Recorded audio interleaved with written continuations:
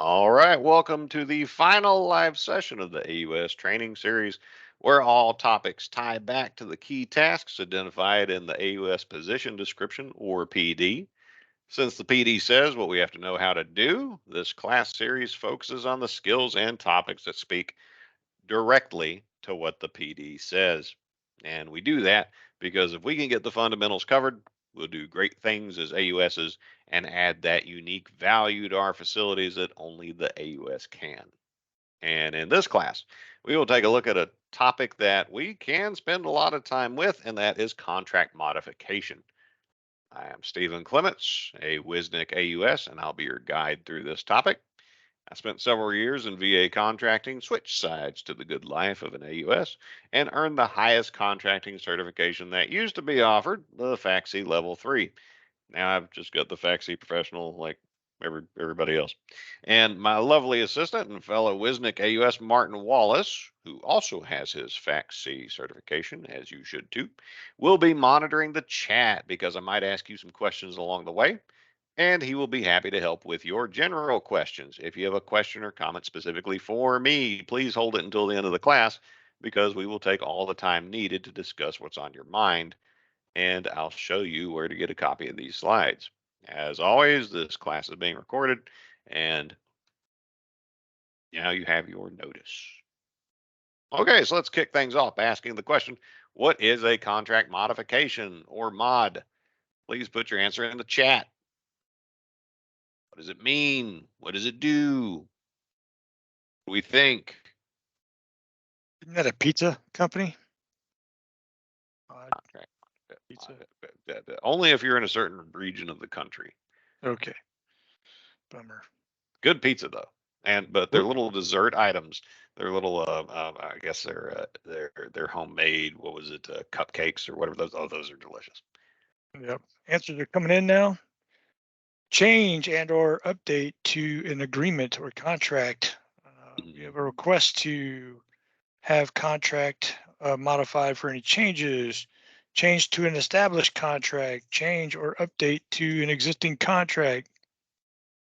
So everybody is on board with the change to an existing contract. All right. Okay. And the intended audience for this class is the AUS, and our task and purpose will get us to our desired outcome. And those are the tasks to familiarize the AUS with what contract modifications are and how to use them.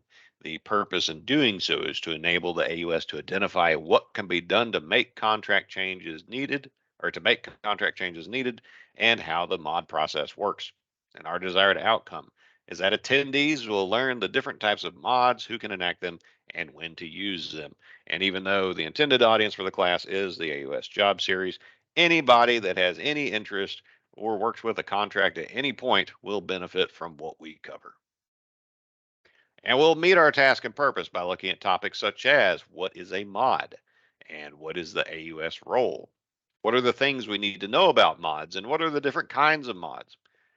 We'll look at examples of each. We'll finish by summarizing what we covered, and I will point you to opportunities for further study. So, what is a modification? The sources provide these definitions, and they are from FAR 2 101 definitions. Contract modification means any written change in the terms of a contract. See FAR 43 103. It's interesting that a definition kicks the can down to another part of the FAR to give us more details. So, wonder why that is. And while the FAR was pretty succinct in describing it, the procurement guide, or PG, gives us two separate definitions for the same thing. So that must show you how important mods are. The PG thinks so highly of them, it defines them twice. The first definition, contract modification, a written alteration in the specifications, delivery point, rate of delivery, contract period, cost, quantity, or other provisions of an existing contract which create a substantive change, whether made unilaterally under a provision in the contract or bilaterally by mutual agreement of the parties to the contract. And then they give us modification, a written alteration of contract provisions, examples given, work statement, period of performance, quantity, price, or other terms of a contract, accomplished in accordance with a contract clause or regulation. And we found definitions in the foreign PG, but the other sources have plenty more to offer. Now, we're going to go over many of the key points they have to say in this class, but I wanted to give you a list of sources to find what you need to know when researching mods in the future.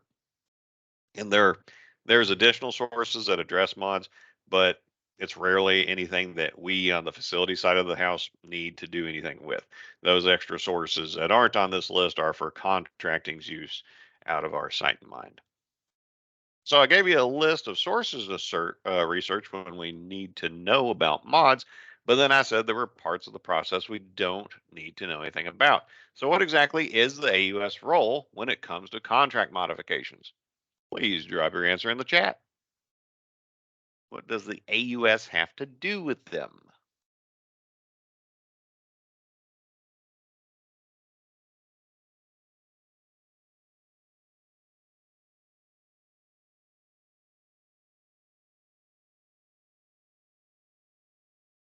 Martin, we got anything or people waiting for the coffee to kick in? Well, oh, okay, here they come. Review modifications. Review for accuracy. Mm-hmm. Okay, well, both of those are relevant. Yeah, yeah. Yep, they're coming in now. Verify cost and frequency. Review and submit modification documents. Uh, Mhm. Submit modification requests. So a Yep, lot of those folks do. are thinking, yeah, along those Yeah, lines. okay. Well, I checked the AUSPD to see what it had to say about contract modifications, and here are the key lines I have found. Now, some of these may sound generic to you, but you're going to see how they all tie together. Um, As we can see, the AUS is supposed to be an expert on post award issues and contract oversight, both of which take place after contract award. And we are to be subject matter experts on the acquisition process, which includes contract closeouts, exercising options, resolving problems, advising on modifications, change orders, supplemental agreements, knowing how to justify what we're doing in that process, and extending contracts, all of which takes place post award after the contract is awarded.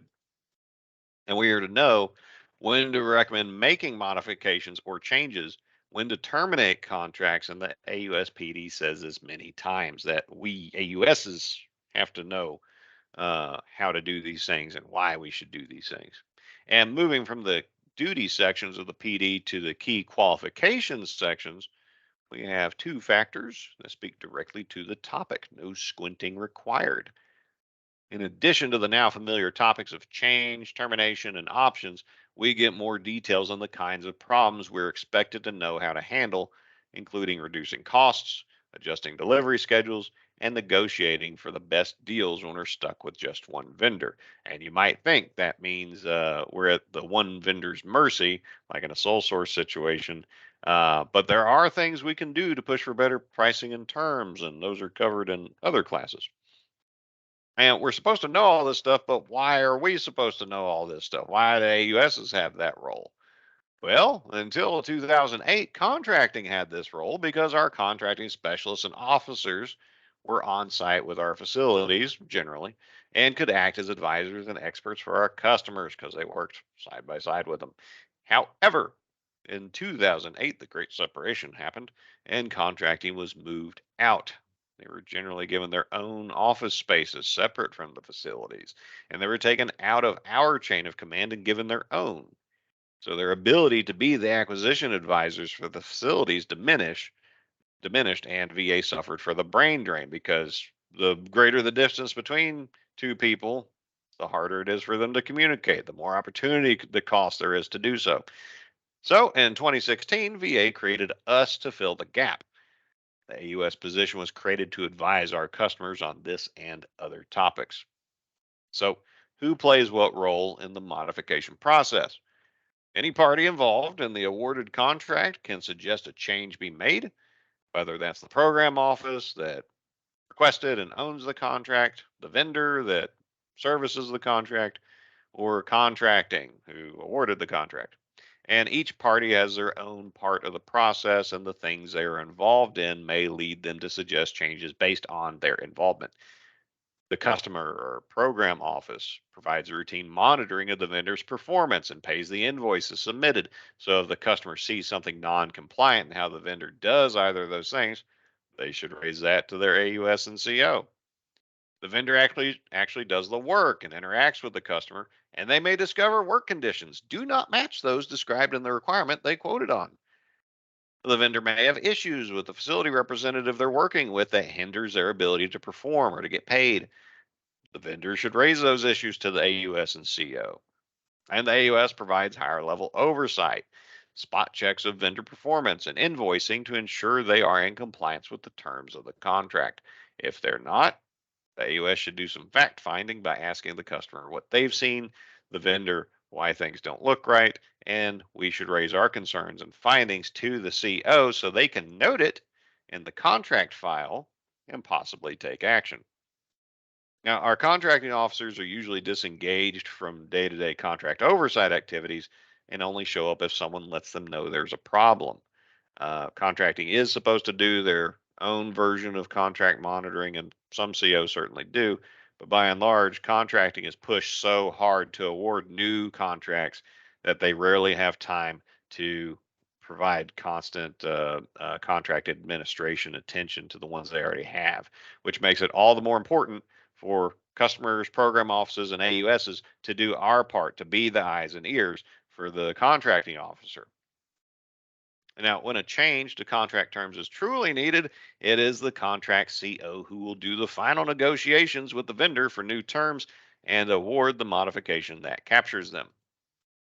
And this last point is important because the CO of a contract is the only person who is legally authorized to change it. Customers can't change the terms legally, AUSs can't change the terms legally, and neither can vendors. Only the CO can. And that's not me saying this. This comes from our authoritative sources that implement the law. Proper authority to enter the government into contracts and to change them is vested in contracting officers appointed by heads of contracting activity or HCAs. In VA, the HCAs we're most likely to deal with are the directors of regional procurement offices or RPOs. And while COs may delegate some authorities to corps and ordering officers on their contracts, neither of those people can modify the contracts.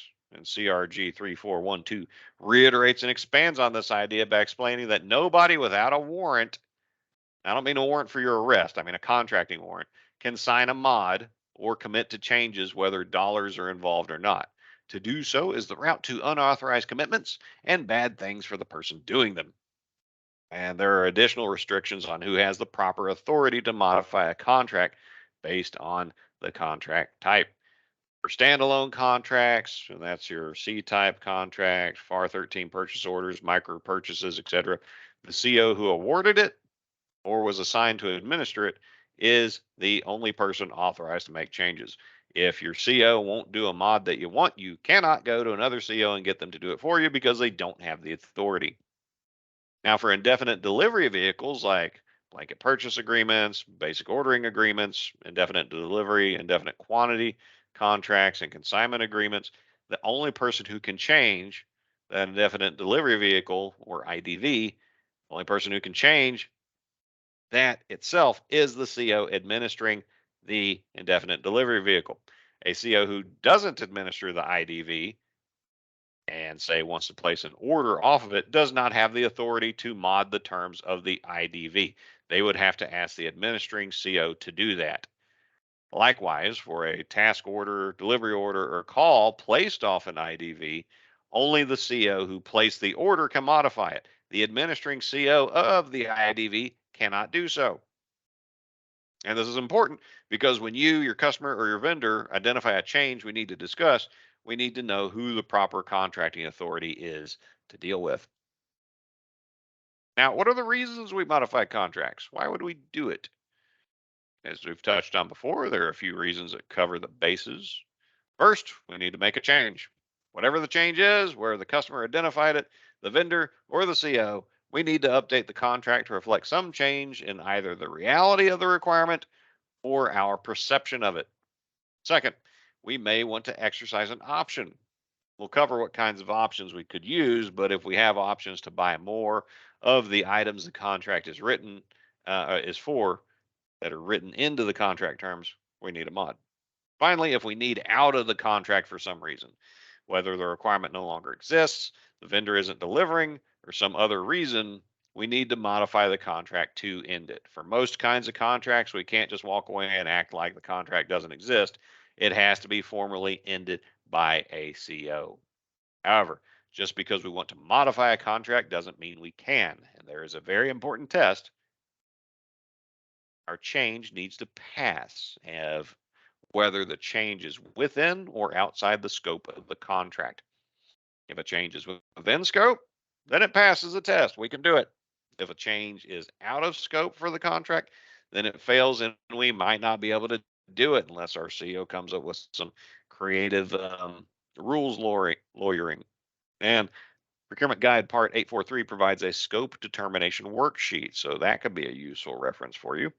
I've got that document on the slide. If you want to look at it, you can just pull it off the slide when you get them, or you could go to PG Part 843 and find it there.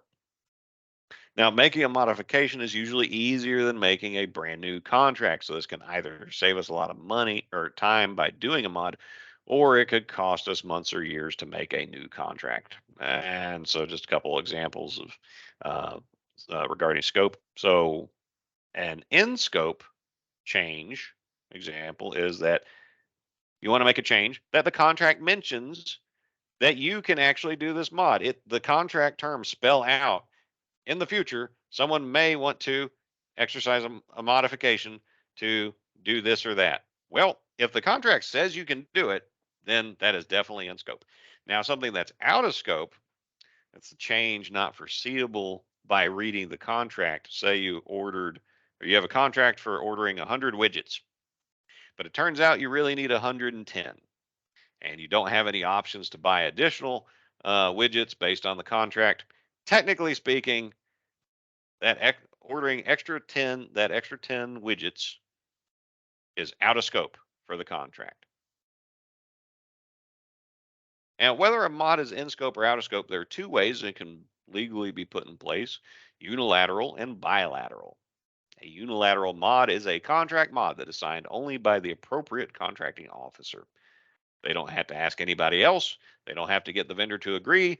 The CO can do that on their own authority. And these are used for some examples to make no cost impact administrative mods like correcting spelling errors, changing paperwork issues, terminating contracts, and to exercise contract authorities. The contract terms already say the CO has the unilateral authority to do. A bilateral modification, which is also called a supplemental agreement, is a contract mod that is signed by both the vendor and the CO. Examples when these are used include changes that have a dollar cost, when an in-scope change to the PWS needs to happen, or if a change is needed but the terms do not give the CO the unilateral right to do so. And a point worth bearing in mind is that if you have to get a vendor to agree to a change, the vendor could say no. The vendor has to be convinced. They can make demands of their own. If we're changing one thing, well, they can offer their own suggestions of what to change, and they can choose to not agree with the mod and so on. And so this is another reason for us to be nice to our vendors, because if we need to make changes, it's far easier when they believe proposed changes will be fair to them. Now, how do we document a request to modify a contract? There is no single official form or format for writing them, but if you write up a Word document describing the changes needed, that may work. Your CO or your NCO and contracting officer may have mod request forms of their own they require. And on the slide, I included a copy of the one NCO 20 uses, and we're going to look at that in a moment. Now, in addition to describing the needed change, you may need to create and submit additional documentation. You may need the contractor's proposal of the changes and how it impacts the contract terms. If you're adding money to the contract, you may need a new 2237 or to change the existing one. You may need a sole source justification to support contracting, adding the changes to an existing contract and not competing a new one.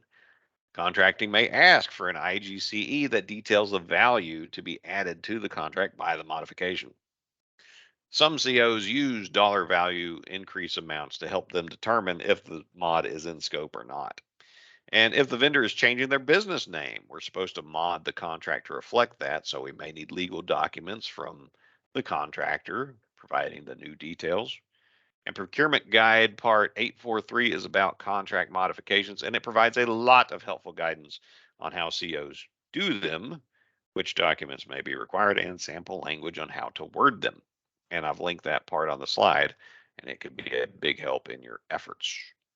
And I want to take a moment to show you the NCO 20 mod checklist. So let me get that pulled up and share my screen.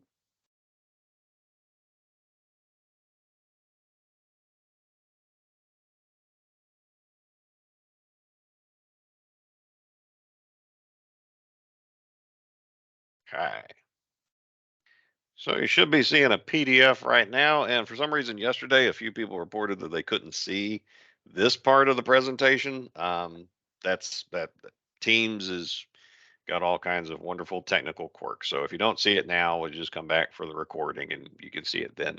And also where the slides in the recording are going to be at, there will also be a copy of this form. So you'll be able to look at it yourself.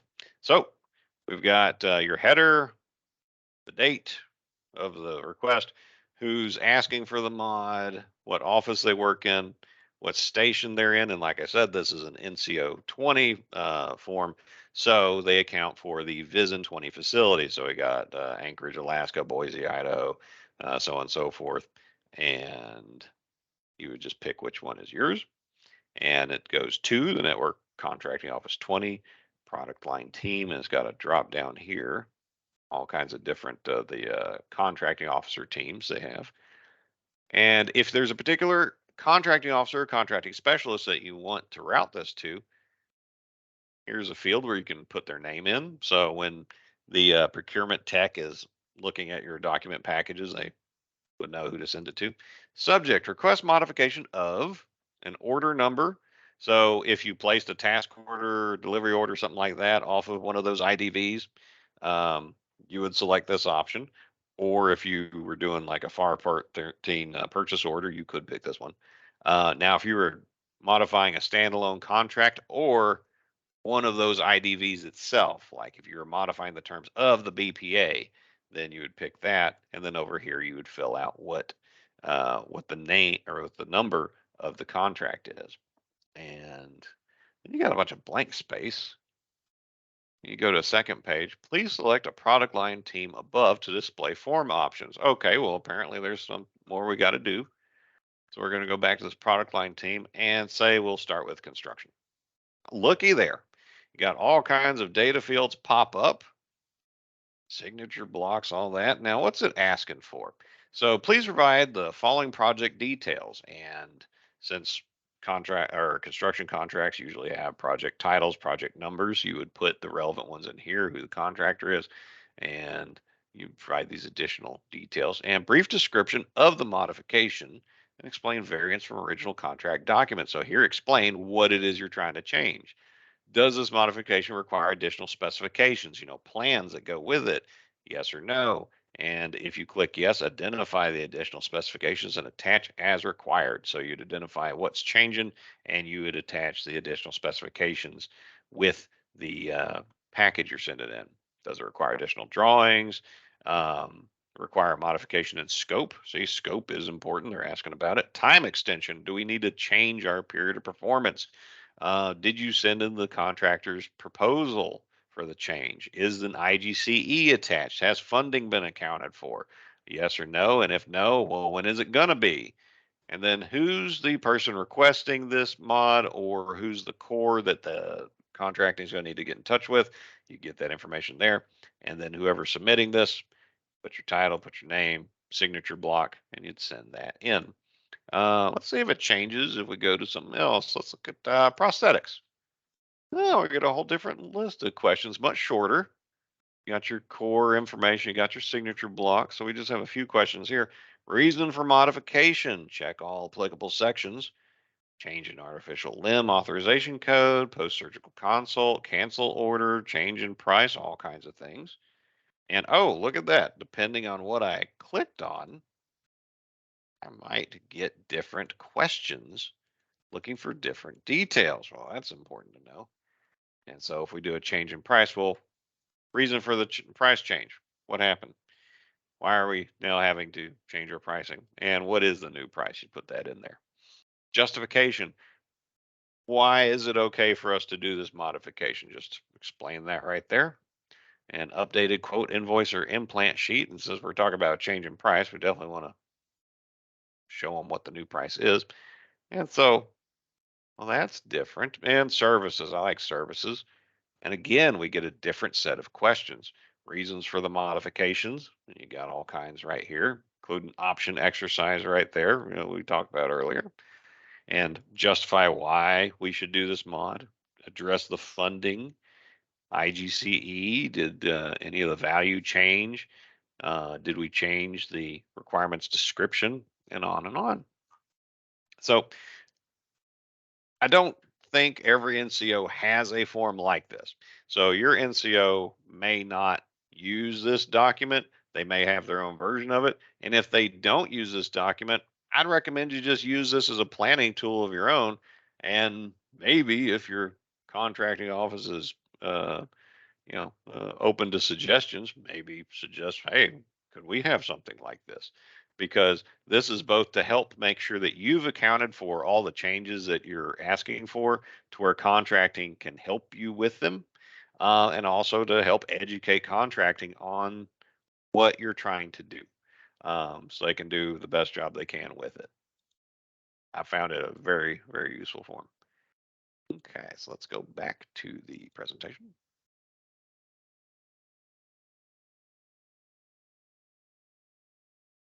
So now what are the kinds of mods we might use and write up in all those documents we talked about? Here are the mods that I most commonly seen or made, and some we've mentioned and gave a few details on before, but we'll talk about them in more depth on the next slides. How to make them, what the sources have to say about them, etc. And they are the administrative mod, decrease mod, increase mod, option mod, supplemental agreement, and terminations. And going in alphabetical order, we start with the administrative mod.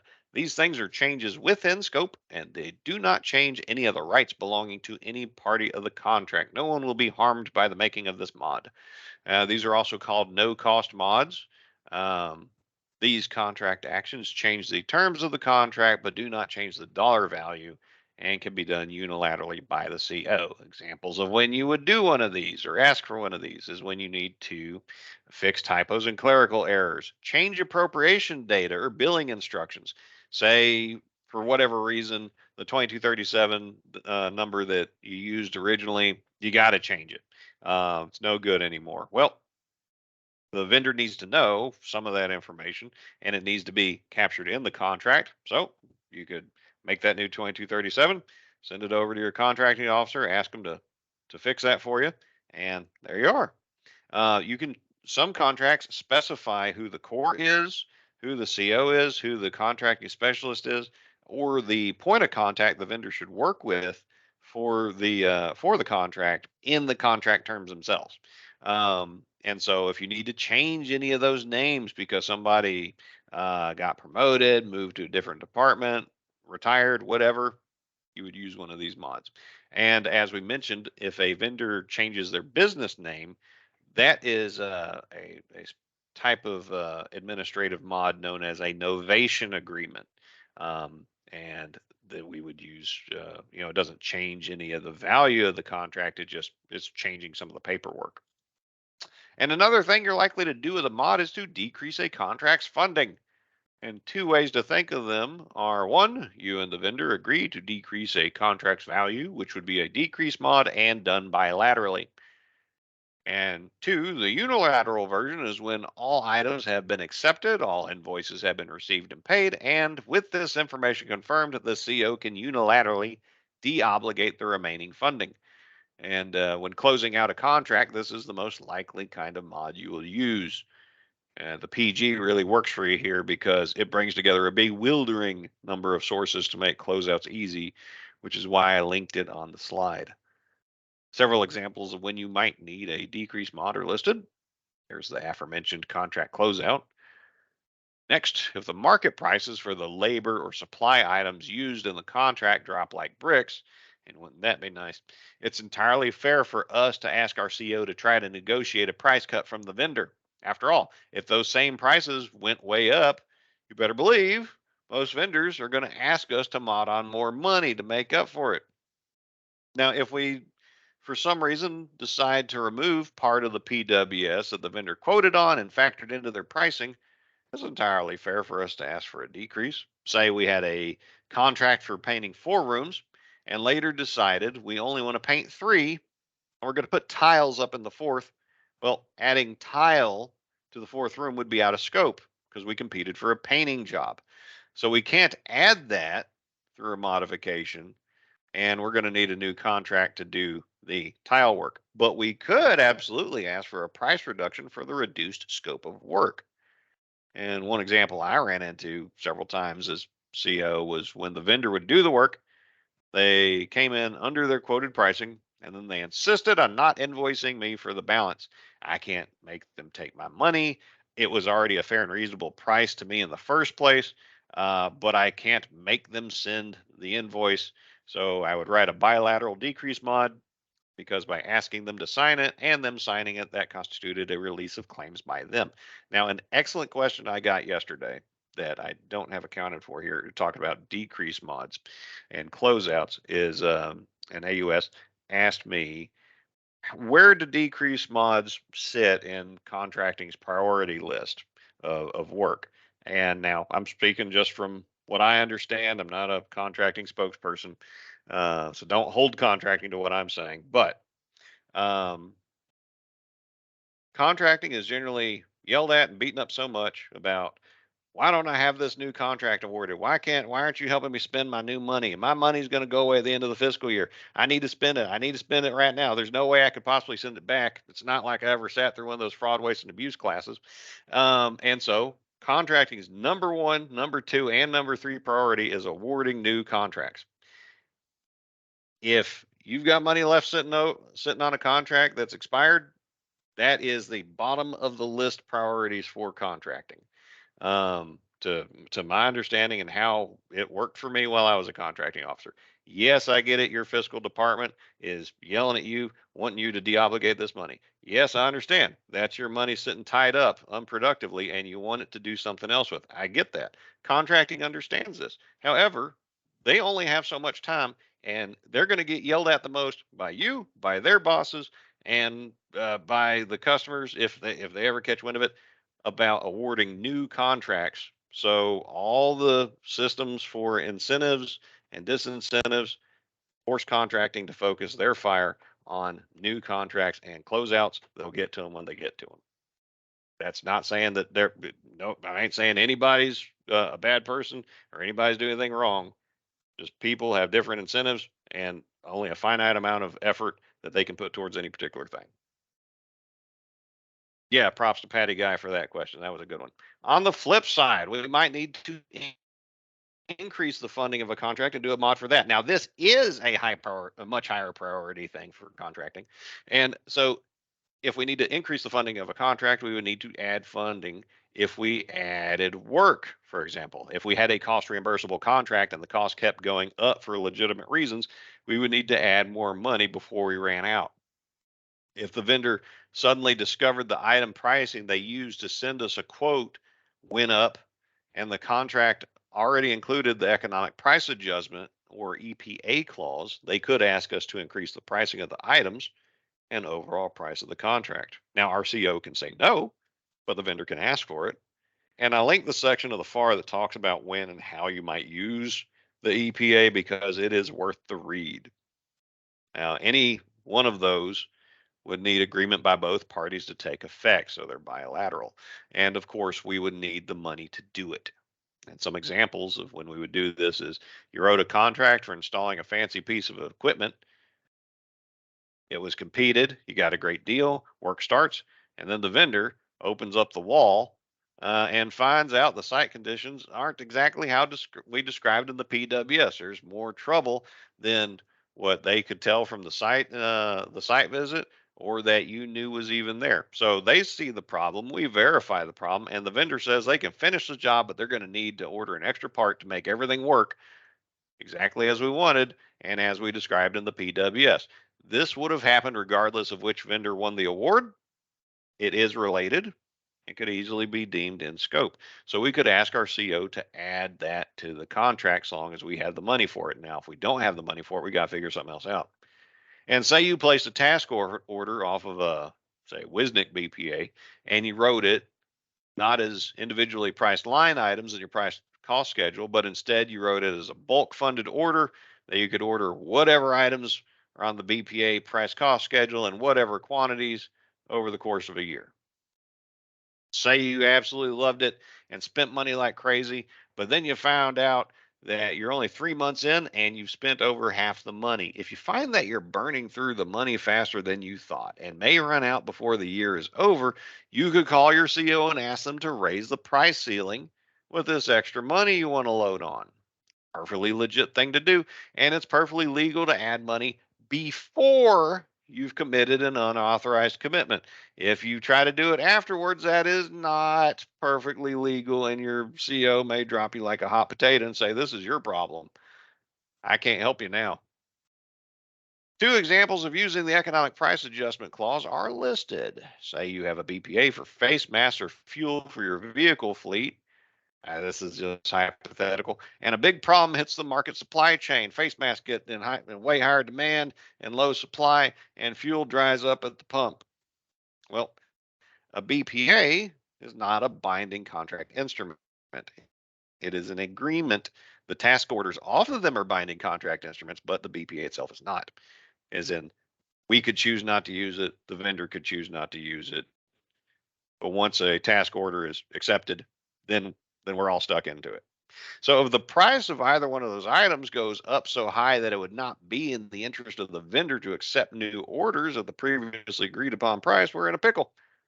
We clearly need the mass and the gas, but the vendor is unlikely to honor the BPA pricing and will instead seek higher prices selling to other customers on other contracts. So we've got options. We could either make a new contract, which will be risky and eat up a lot of time. Or we could propose to the vendor that we could raise the BPA price cost schedules, accounting for this change in market conditions that was unforeseeable and would have impacted any vendor that had that contract or had been awarded that contract. And that would allow our vendor to continue making money working with us, and that would allow us to keep our contract coverage for needed items. So it's a win win. Now, what about options? Options are so important and detailed, they get 2 slides. An option mod allows us to order more of the items covered by a defined term contract, like a FAR Part 13 purchase order or standard C type contract, beyond the base quantities in the contract. We have to anticipate the need for more of those items ahead of times because we have to write the options we want into our requirements description, into the solicitation, and the proper clauses have to be written into the awarded contract. We generally cannot award a contract without options, realize we need more than we wrote into the requirement, and then mod on options after award. That is a great way to get protested by the person who didn't win the initial contract, and they will win that protest. So adding items that way, if you were going to try to do that, is actually a supplemental agreement. It's not really exercising an option. And there are 3 kinds of options we may want to include, and those are options for quantities, as in the base contract was for 100 Tic Tacs. And since we expected we would need more, we added 2 options that each would allow us to order 50 more for a total of 200 Tic Tacs. Now, the base amount, the only amount we're obligated to order is 100. But if we wanted to order another 50 and then another 50, we have every right in the world to do it. Options for extending the period of performance or option your mods. If we have a known recurring need that will never go away or it's going to go on for the foreseeable future, we could write a base year plus 4 option year contract and that would cover us for 5 years. Every year of the contract past the first, we can reevaluate if we want to continue with this contract or compete for a new one. But if we want to keep going with the one we've got, exercising option years is an easy way to do so. And relatedly, there is the option to extend services, which also extends the contract period of performance, but this time it's measured in months and not years. Including this option allows for possible multiple extensions, all of which, when combined, cannot exceed 6 months.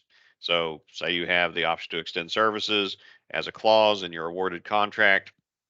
You think you only need another month or two to get you to the next contract.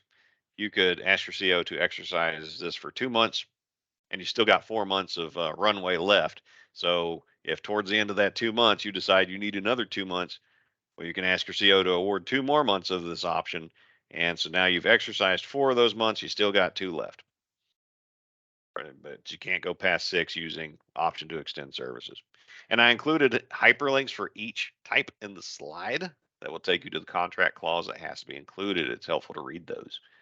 Now, options are priced at the time of original contract award and not when you want to exercise them. So they are locked in from the start and are not subject to new price negotiations after the fact. If time passes and the vendor suddenly doesn't like the option pricing, it doesn't make a difference. They already agreed to it at time of award, so the CO can hold them to it or they can violate the contract. Also, when it comes to exercising options and fair opportunities for SD and VOSBs with their preferences, the VA rule of two does not apply to exercising options if you did your due diligence and applied it in the contract formation process. So if you took the VA preferences for SDVOSBs and VOSBs into account when you made the base contract that has the options on it, you do not need to do so again, no matter the size of the vendor that wound up getting the contract. That's VHA policy from PG 817252123. Now, if you didn't do that, you didn't do your homework like you should have, you do have to investigate the possibility of recompeting the requirement for SD and VOSBs, and that's the kind of market research we would owe to contracting. And just because we have options does not obligate us to use them. They're simply that, options we can choose or not choose to exercise. The incumbent vendor cannot successfully protest us not exercising an option, but a competitor could protest our decision to exercise an option. So be aware of that. That's even more reason for you to do your SD and VOSB analysis up front. Make sure you get it right the first time. And our COs can exercise options unilaterally as long as they follow the terms of how they can do that are specified in the contract. If they, a lot of times there's like a time window where they can unilaterally exercise an option. And if for some reason the CO goes past that time limit, um, they can usually still exercise the option, but it has to be bilaterally agreed to. So the vendor has to sign off on it as well. Now, option mods do have specific document requirements in both the pre and post award phases. In the pre award, so before you even make the base contract, you, the customer, you have to tell your CO that you want options and write that into your requirements package. And the CO is going to have to write this document called the justification to include options. And the CO will also have to include the option clauses into the solicitation document and then into the final award document.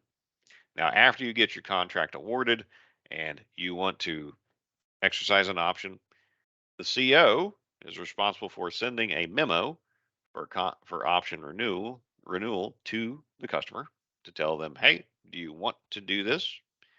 And if the customer says yes, we want to exercise an option, then the CO needs to do this form called the determination to exercise option, and they need to send a letter for option intent to the contractor, just letting them know we intend to exercise this option. We don't promise, but we intend to. And the customer is responsible for filling out the contractor performance evaluation report. This is important, and when you or one of your cores, your program offices have to fill this out, do not pencil whip it. Do not just click the buttons to get through because you can't be bothered to put any thought or effort into it. This is critical important. This is critically important information right here because it tells your CO and every other CO that might need to do a past performance check on this company how they've done. Um, and so if they don't know that there's problems, they can't react to the problems. Um, and I'm sorry, that's CPARS. But this is so related, you go ahead and do it anyway. And so 2237 or a no funding arrangement, you need to account for the money that goes into an option. And so you'll need some sort of documentation for that. And if what you're buying is IT or IT related, you will need to do a FATARA submission for the option. Now, you would have already had to do a FATARA submission for the base contract, and for every time you do an option, you will have to do a separate FATARA submission. Now, if you're not buying IT or IT related items, you can skip that. The supplemental agreement is a mutually agreed upon change that's not covered by any other kind of mod. It has to be bilateral and it can cover virtually anything. And some examples of a supplemental agreement include adding a supply delivery location to the PWS. It has no impact on unit price and does not change the overall value of the contract, because if it did change the value of the contract, you would need to do an increase mod. If you want to add line items to the price cost schedule that are not different items, but rather different units of the same items, such as the existing price schedule having Tic Tacs priced per pack, but you now want to be able to order individual Tic Tacs, so like one at a time, or cases of 10 packs, you could do this. If you need to change the terms of the PWS that are more than changing points of contact or core names, such as changing vendor check-in procedures, formats for reports that are deliverables under the contract, and nearly any other thing you can think of, this is the mod for you. And if for whatever reason we decide we want out of a contract, we could consider a termination. There are two kinds of terminations, and those are a termination for convenience or a termination for cause. Both are unilateral, and it is the sole discretion of the CO which one's going to get used. We can ask them to do a termination, but the CO will make the final decision what type they'll use if they do so. And I include on the slide the sources I find most useful for explaining how terminations work and what must be done to bring them about. We're going to look at each kind on their own slide. Termination for convenience. It's often called T4C, and the convenience being discussed is solely for the convenience of the government and not the contractor. Think of this version as the vendor being laid off rather than being fired. And with this type of termination, the vendor typically is not guilty of any performance issue, and seeing a T for C on a vendor's record should not be read as a negative past performance review. You should look into it, see what you can find out about why it happened, but by itself, not necessarily mean something that the vendor did anything wrong. But for whatever reason, we've decided that it is the government's interest to make the contract go away. So maybe the requirement simply went away and that we ordered a bunch of equipment for a new CBOC, but then higher up decided that they weren't going to open the CBOC. No CBOC, no need for the equipment.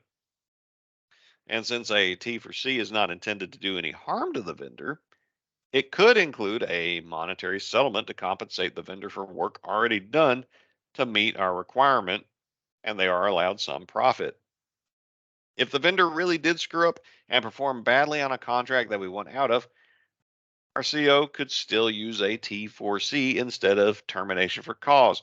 Now, why would our CO choose to do that? Well, it's because, as we discussed, and we'll see, a T for C is not a bad mark on a vendor's record, but a termination for cause can only mean bad things and reflect badly on the vendor. It can injure their ability to get new contracts in the future, and vendors will fight that. They are far less likely to fight a no fault divorce situation that is not going to hinder them in winning contracts in the future. And even if you have all the evidence and the vendor dead to rights on malfeasance, your CO may choose to do a T for C instead because it's going to save them time, effort, and allow you to move on and make other arrangements for beating your requirement faster. Then we have the termination for cause, also known as termination for default or T for D. This is used when the vendor has failed to perform, done something wrong, or fails to fix a problem they caused. This is being fired instead of being laid off, and it is definitely a bad mark on the vendor's past performance record, which may count against them in competition for future government contracts. Not only will we not give the vendor one more dime, we may in fact charge the contractor a reprocurement cost since our requirement is still needed or to make up for the damage they did. As we touched on, while the right to T for D is a unilateral one held by the contracting officer, the vendor can and likely will protest this, make claims, and fight this tooth and nail. Even if they're wrong, that won't stop them. And before the CO exercises this termination mod, though, they must issue one of the two notices listed on the slide. If there is time for the vendor to conceivably make right the failure, the CO will issue a cure notice, which tells the vendor that they will fix the problem and get their act together within a certain amount of time, or else the CO will terminate the contract. If the vendor does straighten up and fly right, then all is well. Our need to terminate disappears. Now, if there is no time left for the vendor to make things right, the CO will issue a show cause notice, which basically tells the vendor to please explain why we shouldn't terminate this contract right here and right now, and gives them the opportunity to do so. If the vendor convinces the CO that they did everything right and another factor explains the perceived failure, then the CO has other things to straighten out, but the vendor is in the clear. But if the vendor fails to do so, the CO will terminate the contract, and then either a procedural battle will ensue or the matter will end. And we have one more scenario because usually we have working examples in these classes.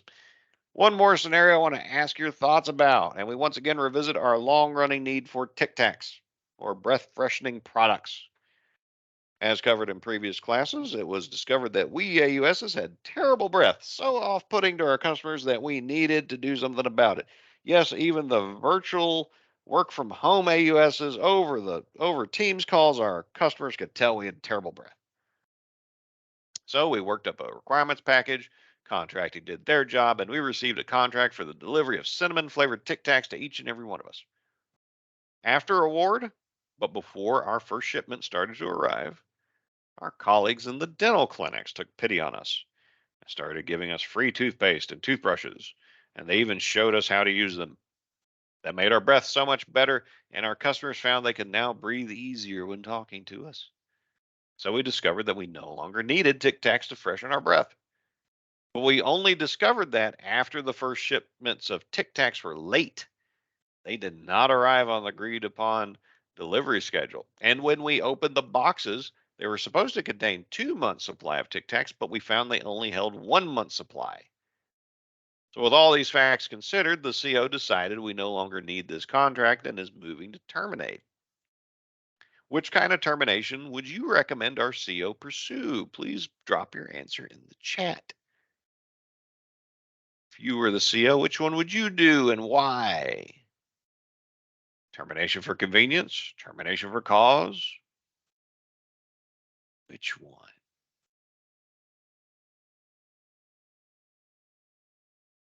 I feel the Jeopardy theme song coming on. Got one answer for termination for cause, another answer for cause, termination for Right. convenience. More coming in, convenience. Okay. So half and half. All right. All right. And we got any whys? No whys. Okay. So appreciate that. Yeah, you could go either way, and there's strengths and weaknesses to both arguments. And let's get on here. And so, in summary, now that we're about at the end of the class, contract mods are critical for capturing needed changes to contracts, and the AUSPD requires us to be experts on mods. Only the appropriate COs can modify contracts, and knowing when and how to use which type and kind of mod is key. And this is all the time we have for today, but for further study, I recommend these two classes. FCN 438 is a 3-day instructor led class that goes into greater detail on this topic. FCN 435 lasts an entire week and it covers all parts and tasks involved in the post award contract administration process. A lot of people are highly motivated and energized leading up to award, But once the contract's on the books, many lose interest and wander off. This is called the fire and forget approach to contracting. And it's not the right way to do it because contract admin can be trickier and more important than the work of getting the contract awarded. And it occupies a big part of our PD's real estate. So the more we know about contract admin, the better. And for my last question to you, my beloved and exceedingly good looking, above average in every respect audience, did you find that this class helped you learn for the first time or refresh your knowledge of contract modifications? If so, great. What did you find most helpful? If not, what did we miss? What would have made this more helpful? Please put your answers in the chat or send us an email. We do read those.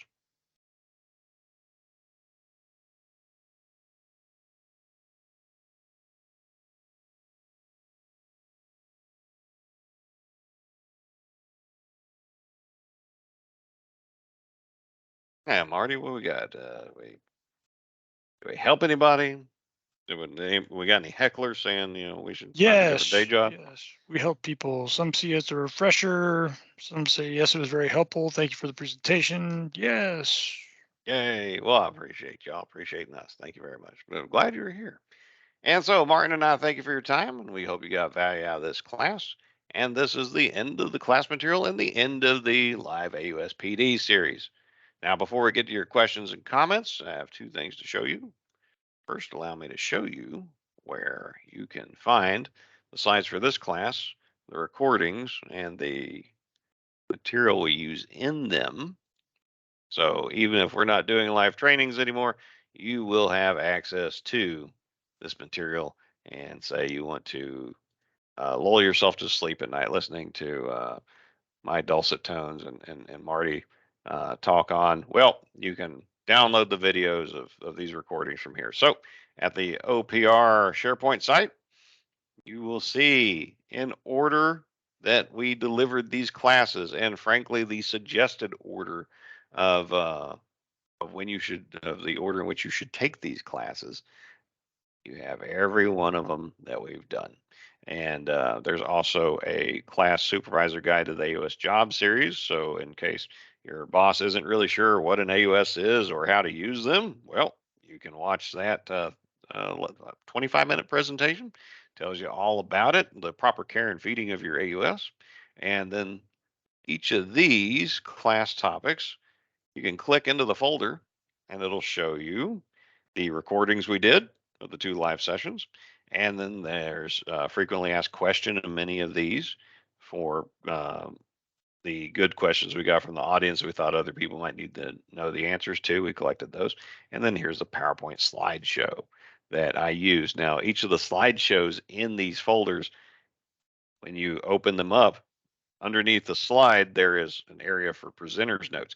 They are populated with full scripts. So 98% of what I told you today, I just read off the slide. So you don't have to do any extra work. If you need to give a class on sole source justifications, you can just pull this thing up, change the name out of who the presenter is, and then read the script. People might get weirded out if you don't have someone named Martin or Stephen helping you give the presentation, but that's their problem, not yours. You will have the material covered. And we do encourage people to take these classes and chop them up, use them however you so fit, so see fit, because the government paid us to make these classes. So you're not plagiarizing or ripping us off by using them. We just hope they're any benefit to anybody. And I see Martin drop the link in the chat. That's great. And so besides where to get the classes, second, don't forget you can self-register this class in Cornerstone On Demand for 1 CLP, so please do so. You log in, and on the very first page, off to the right, there's going to be a tab that says self-registration for external learning event or something like that. Simple one-page form to fill out, and they're going to ask you for proof that you went as an attachment.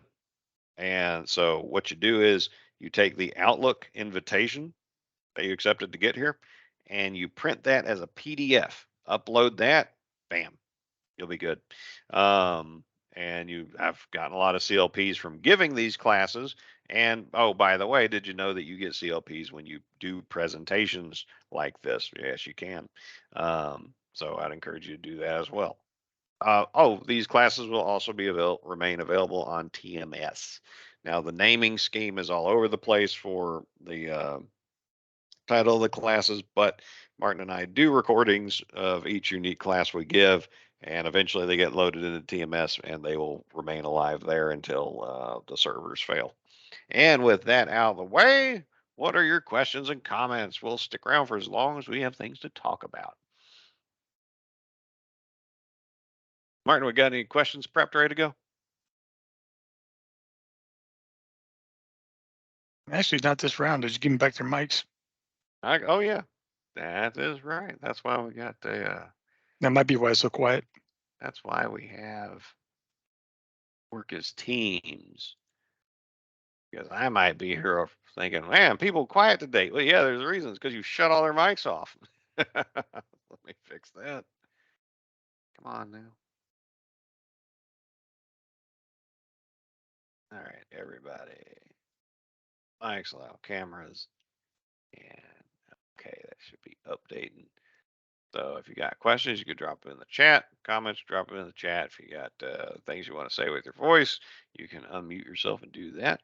And see, Carla's got some nice comments there. I miss our training presentation. Well, I appreciate that, Carla. We've had a lot of fun doing them because it's been about 17, 18 months of doing these things. Yep. And you've provided training from a couple of ours. That's good. Yeah, mine them, use them. Thank you, Shelly. Appreciate it. So we got some nice comments from folks towards there at the end of the class. Appreciate that.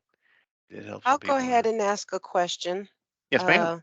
It might be rhetorical, but is there any rhyme or reason when, um, let's just say, a contracting officer might say, well, we need the mod memo, let's just say for an increase. Hmm. And then a different scenario is they still need the increase, but all they're asking for is an email from budget saying that funds are available. Let me go into my mental wayback machine to see if there was a good reason why I would ask for people to do that. Now, NCO1 did not have a standardized mod request form. So, Marty, while I'm cogitating, if you have any idea about an answer, feel free to volunteer that. Well, the only thing I can think of is, I've run into scenarios where the contracting officer was just like, send me an email that you want to do the modification. A lot of times, or what I've seen so far, is that some contracting officers are just willing to do it, or specialists are willing to do it themselves because it's faster. So they may just need an email from budget saying, "Hey, it's the funding is available," and they know they're going to expect the 2237 from you. And then I've seen it where the contracting officers just said, "Send me an email for the modification," and then I suddenly get an email back saying I need all this documentation, but it didn't come from the contracting officer or the specialist. It came from the middleman, whatever that middleman is. Sometimes they're contracted middlemen that are helping contracting out. So that might have been the cause of your scenario, Carla. Just curious. Mm. So I guess really the answer is no rhyme or reason. Yep, no rhyme or reason. Sometimes it happens, sometimes it don't. Just But thought I'd ask the question. that's a Thank good you. question.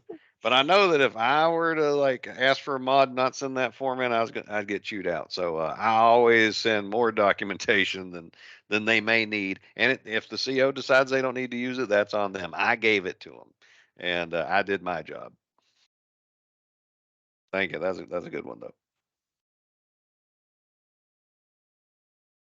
Anybody else? We don't have anything to talk about. Come 106, we're gonna get on out of here. And but if we have things to talk about, like I said, we'll stick around as long as we need to. All right, welcome, Jeannie. Appreciate you. All right, welcome, Pamela.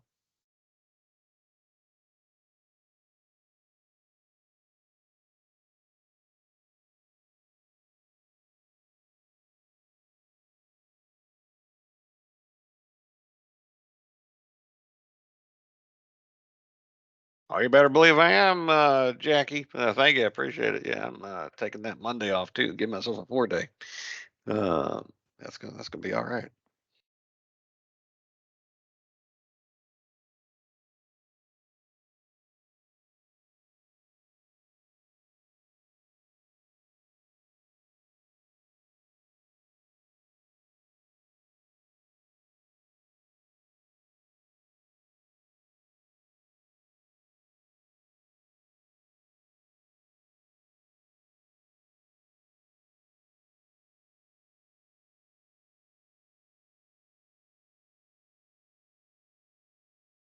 All right. Well, I'm showing 106. I appreciate y'all's time. Thank you for coming. And with that, we conclude the AUSPD series. Have a great day.